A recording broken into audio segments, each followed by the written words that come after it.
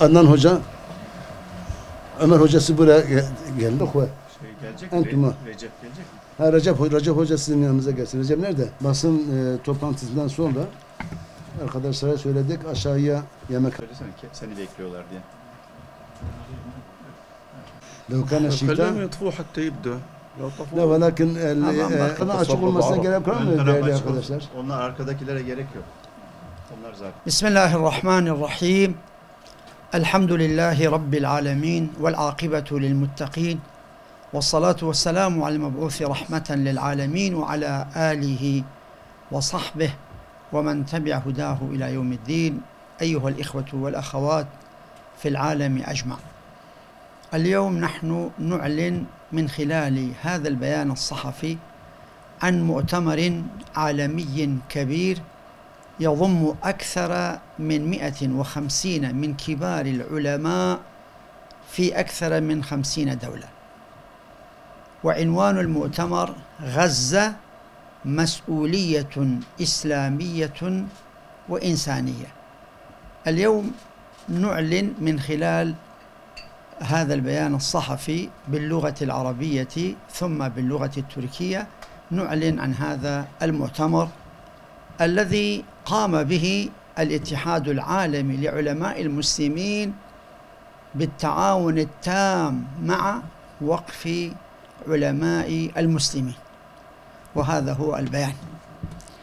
أيها السادة العلماء، أيها الأحرار في أمتنا الإسلامية والإنسانية جمعاء، انطلاقا من شعور عميق بالمسؤولية الشرعية والإنسانية قام الاتحاد العالمي لعلماء المسلمين بالتعاون مع وقف علماء الإسلام في تركيا بتنظيم هذا المؤتمر المبارك، إيمانا بأن الواجب يفرض على العلماء والأمة جمعاء أن يقفوا مع غزة وفلسطين وأن يحملوا أمانة الدفاع عن قضاياها العادلة ونصرة شعبها المظلوم بكل ما أوتوا من قوة وعزيمة. Muhterem alimler, İslam ümmetimizin ve bütün insanlığın hür, vicdanlı fertleri, değerli basın mensupları, dini ve insani sorumluluk bilincinden hareketle Dünya Müslüman Alimler Birliği, Türkiye'deki İslam Alimleri Vakfı ile işbirliği içinde bu önemli konferansı düzenlemiştir.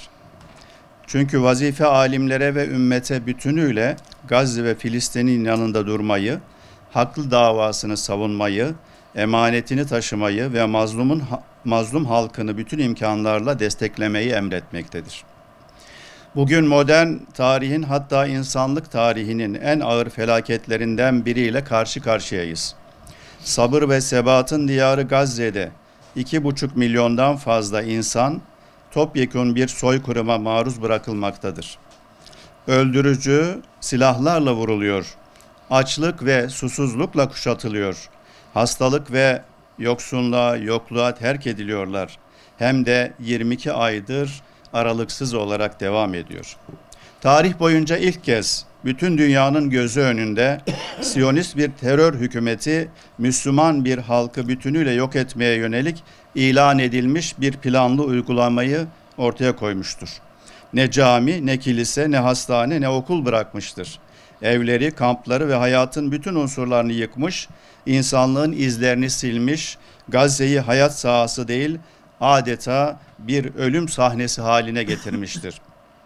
Üstelik suçları Gazze ile de sınırlı değildir. Büyük İsrail adını verdikleri batıl ve günahkar yayılma projelerini açıkça beyan ederek Arap ve Müslümanların topraklarından daha fazlasını yutmayı hedeflediklerini ilan etmiş, Ürdün'ü, Mısır'ı ve daha birçok ülkeyi tehdit etmişlerdir. Bu arada Resulullah Aleyhisselatü Vesselam Efendimizin miracına şahit olan ilk kıblemiz Mescid-i Aksa ardı ardına ihlal ve saldırılara maruz kalmakta, tarihe utanç olarak geçecek sahneler yaşanmaktadır. Bu bir soykırım suçudur ve işgal ile sömürgeci genişleme suçu ile birleşerek tamamlanmaktadır.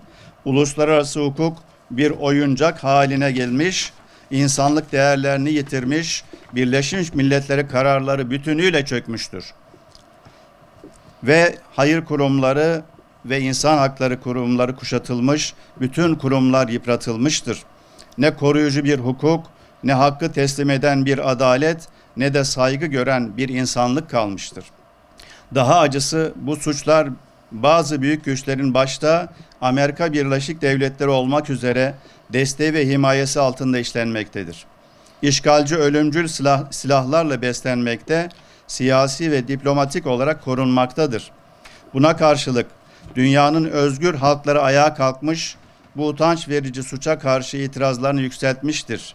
Ne var ki İslam ve Arap dünyamız acı veren bir acziyet, utandıran bir gevşeklik, hatta bazı rejimlerin gaspçı düşmanla açık işbirliği manzaraları arasında bocalamaktadır.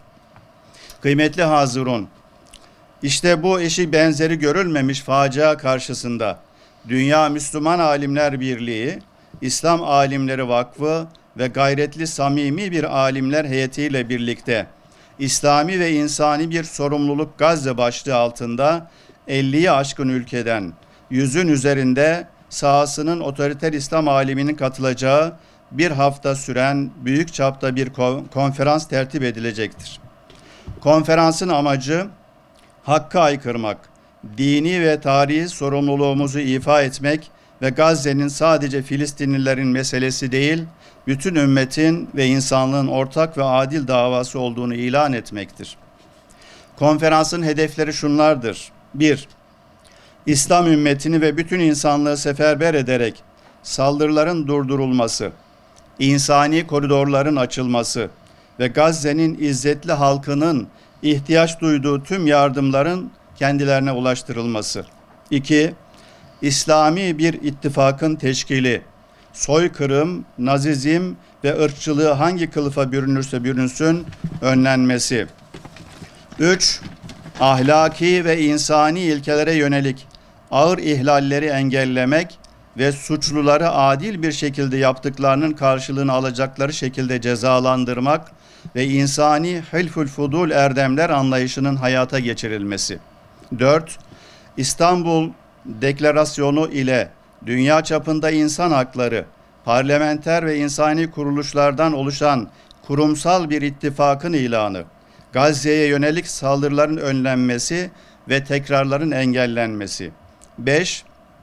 Konferans hedeflerini gerçekleştirmek üzere devlet başkanlarını ziyaret edecek bir heyet teşkili ve dayanışmanın güçlendirilmesi. 6. Konferans kararlarının takibi ve icrası için kalıcı ve güçlü bir komite veya kurumun kurulması. 7. Gazze'deki kardeşlerimize mesajımız: hepimiz sizinleyiz. Ey İzzet Yurdu Gazze! Siz ümmetin en şerefli mücadelesini veriyorsunuz. Konferans programı 22 Ağustos günü, Cuma günü Eyüp Sultan Camii'nde okunacak bildiri ve alimlerin protestosu ile 23 Ağustos 2025 Cumartesi günü katılımcı heyet başkanlarının yapacağı protokol konuşmaları ile başlayacaktır. Ardından 24 Ağustos Pazar'dan 28 Ağustos Perşembe'ye kadar Filistin'in merkezi meselelerini ele alan 18 paralel çalıştay icra edilecektir. Yaralı Gazze, Mübarek Mescid-i Aksa, direnen Batı Şeria ve Filistin davasının bütünü. Katılımcılar giderek büyüyen insani dayanışmadan halk düzeyinde ve uluslararası zeminde nasıl istifade edileceğini, bunun siyasi ve medyasal olarak nasıl değerlendirileceğini müzakere edecek, somut öneriler ve uygulanabilir sonuçlar ortaya koyacaktır. Konferans 29 Ağustos 2025 Cuma günü Ayasofya Camii'nde Cuma namazının ardından okunacak sonuç bildirgesiyle tamamlanacaktır. Son olarak aşağıdaki hususları hatırlatmak istiyoruz. Bu konferans boyunca Gazze'deki kardeşlerimizin, Kudüs'ün, Batı Şeria'nın ve bütün Filistin'in acılarını yüreğimizde hissediyor, şu hususları açıkça vurguluyoruz.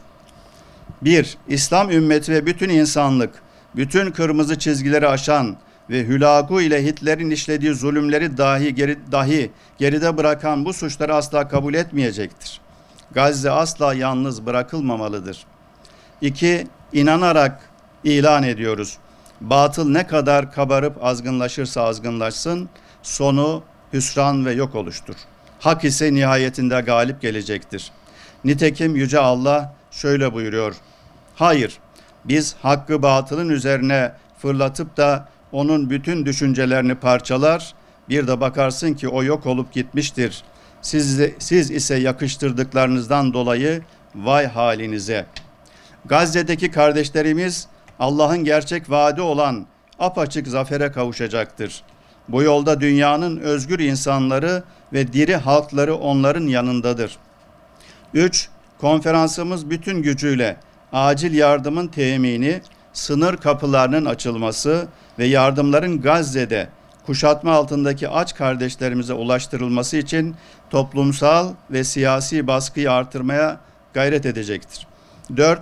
İşgale karşı kapsamlı boykotun hayata geçirilmesi ve yaptırımların uygulanması önceliklerimiz arasındadır.